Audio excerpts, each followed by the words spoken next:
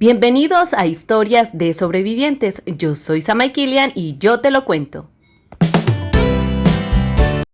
La discriminación, el maltrato, asesinatos, los diferentes tipos de violencia contra la mujer siempre han desencadenado situaciones muy complejas para las mujeres en diferentes aspectos, sociales, familiares, laborales, sentimentales, a través de la historia. Y esto ha sido una constante que parece no tener cuándo acabar. Y es que son miles las mujeres en todo el mundo que han sufrido algún tipo de violencia de género,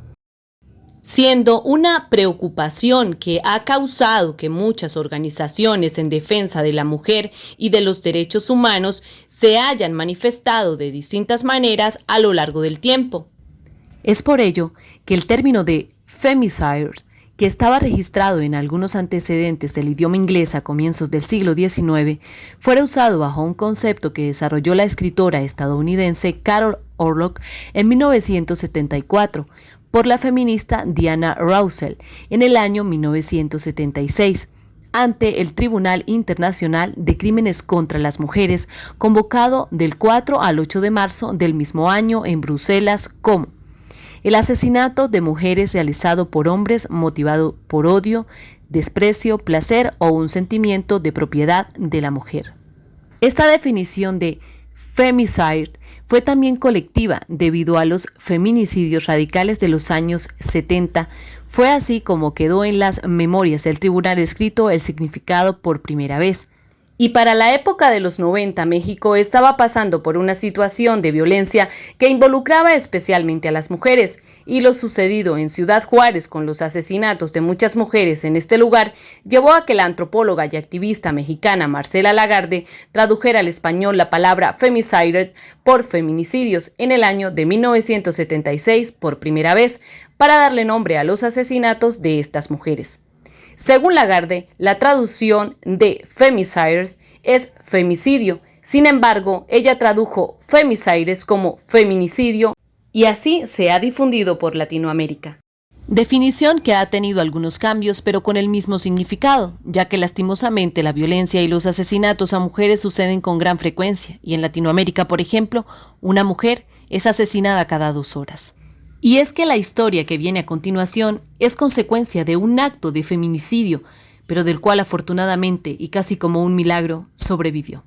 El 2 de agosto del año 2010, Corina Fernández fue noticia en todos los periódicos nacionales e internacionales. Su país, Argentina, estaba conmocionado al conocerse la historia de una mujer que se debatía entre la vida y la muerte por 3 disparos directos al corazón que recibió por parte de su expareja y padre de sus 2 hijas. Y es que un año antes, para el día de lo sucedido, Corina había interpuesto 80 demandas en contra de su marido que al final no sirvieron para nada. Aunque en un inicio le habían puesto orden de alejamiento, este hizo caso omiso y fue preso 1 año. Pero después de salir, la buscó para seguir amedrentándola. Pero fueron 80 demandas, sí, las mismas con las que Corina les había advertido a las autoridades que la vida de sus hijas y la de ella corrían peligro, pues le habían puesto una caución a su marido para que no se acercara a ellas, pero él no la cumplió.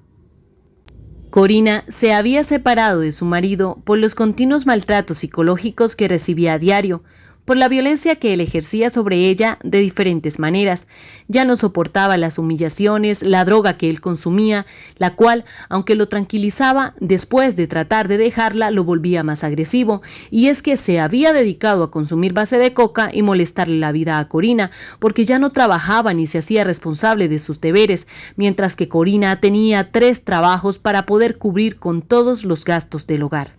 Pero antes de la separación, las agresiones tanto físicas como verbales causaron en Corina un temor que la detenía a dejar a su marido, y hasta la baja autoestima que esto había generado en ella la llevaron a pensar que esa era la vida que le había tocado vivir. Por eso se sentía resignada y hasta tenía miedo de que fuera él quien la dejara. Cuando Corina era niña, su madre le pegaba a su padre y sus abuelos la abandonaron a los 5 años. Este sentimiento de abandono y violencia le perjudicó mucho en su vida, tanto que dice la misma Corina que eso hizo que en una primera vez en la que se había separado de su marido y se había ido, Este la llamara y le dijera que si ella no volvía se conseguía otra, y ella regresó con él por ese mismo sentir. Pero el día que realmente decidió dejarlo definitivamente, porque la amenazaba constantemente con que la mataría a ella, a las niñas, y luego se suicidaría a él, sabía que tenía que tener un plan B, porque las autoridades no iban a hacer nada para protegerlas. Entonces, habiendo fallecido la pareja de su madre, se marchó con sus hijas a casa de ella, pensando que su marido la iba a dejar de molestar, pero este violó la orden de alejamiento que tenía y la siguió hostigando en todos lados. Cuando ella salía del trabajo, de camino a su casa, de camino al colegio de las niñas, tanto así que se veía obligada a demandarlo muchas veces, pero las autoridades fueron muy normales con lo que a ella le estaba pasando. Ya para el día del suceso, ella había acabado de dejar a sus hijas en el colegio y su expareja, disfrazado con gabardina, peluca, gorra y bastón, se fue acercándose hasta que ella se percató de su presencia, pero este le dijo: «Te dije que te iba a matar, HP», a lo que ella le dijo: «No me mates», pero este le puso un revólver en el pecho con la que pretendía asesinarla, impactándole con 3 balazos en su corazón. Ya en el suelo, Corina pensó en quedarse ahí porque sangraba mucho, pero antes de que él le pudiera hacer algo más, salió corriendo y la gente que vio lo sucedido la ayudó. Al conocerse la identidad del sujeto como Javier Weber, el exmarido de Corina, quien era el culpable de tan terrible acción, la policía fue en su búsqueda y lo capturó.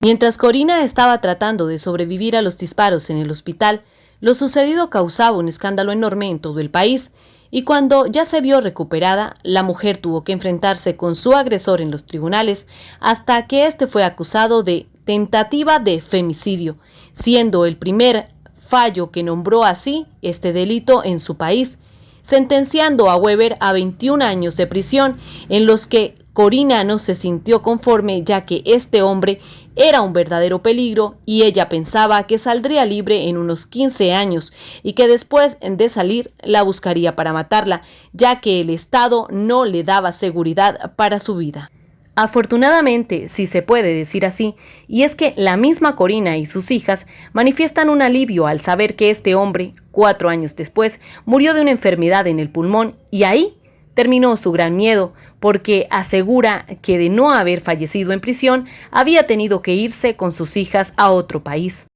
Pero su camino apenas comenzaba en Argentina, porque lo sucedido a Corina lo viven muchas mujeres diariamente en todo el mundo, y ella desde entonces se ha dedicado a trabajar en diferentes organizaciones como Hay una sola salida y en la Asociación Argentina de Prevención de Violencia Familiar, pero también su historia inspiró una película llamada No me mates, dirigida por Gabriel Arbós, la cual es muy usada en sus charlas.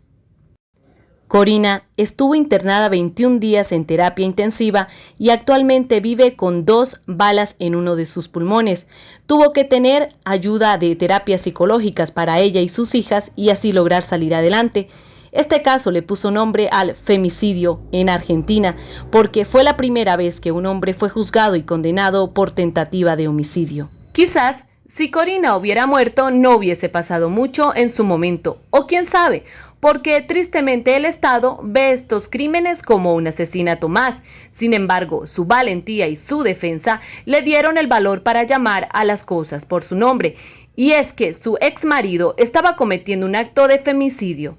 Aquí abajito de la descripción les voy a dejar el enlace del tráiler de la película para todos aquellos que estén interesados en saber de qué se trata la película de No me mates, que cuenta un poco la historia de Corina y pues su situación de violencia intrafamiliar.